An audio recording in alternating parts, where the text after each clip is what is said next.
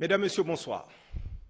La guerre n'est pas terminée, disait le président de la République. Et moi, j'ajoute, celui qui pense que la guerre est finie n'aura rien compris à la logique de cette guerre asymétrique qui se fait dans le Nord Mali. Et en situation de guerre, notre gouvernement se doit-il d'observer un minimum de mesures de précaution d'usage sans verser dans la psychose ou la schizophrénie. Le Tchad, bien que ne faisant pas partie des pays du champ, est concerné par la situation au Nord Mali. Le briefing de nos leaders religieux se fait-il à cette date où et comment? Le message divin reste le même, il le restera pour l'éternité jusqu'à ce que Dieu hérite des cieux et de la terre, mais ça, c'est notre logique à nous.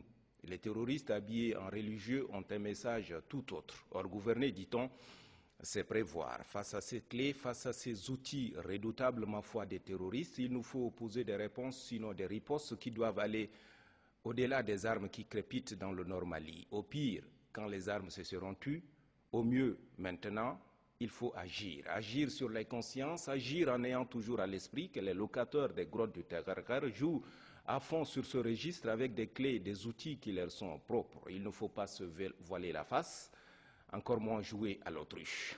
Le fanatisme existe dans toutes les religions. Il existe aussi chez les athées.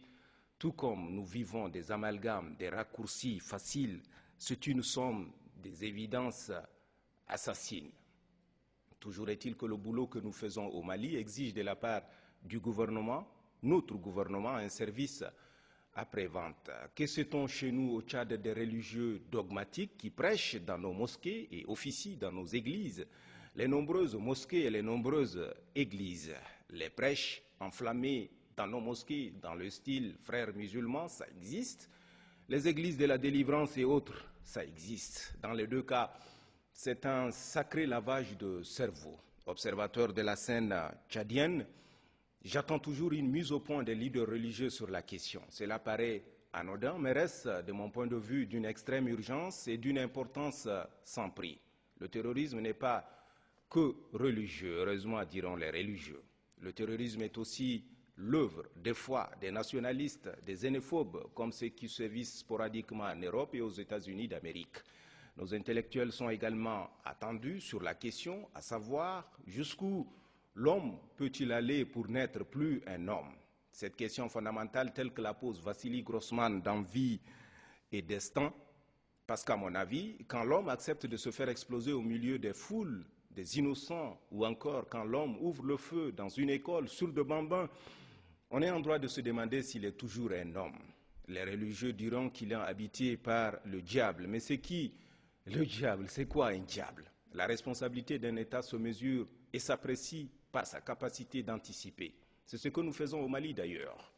Mais sur place, chez nous, la question devrait également être une préoccupation des élus de l'Assemblée et même des élus locaux.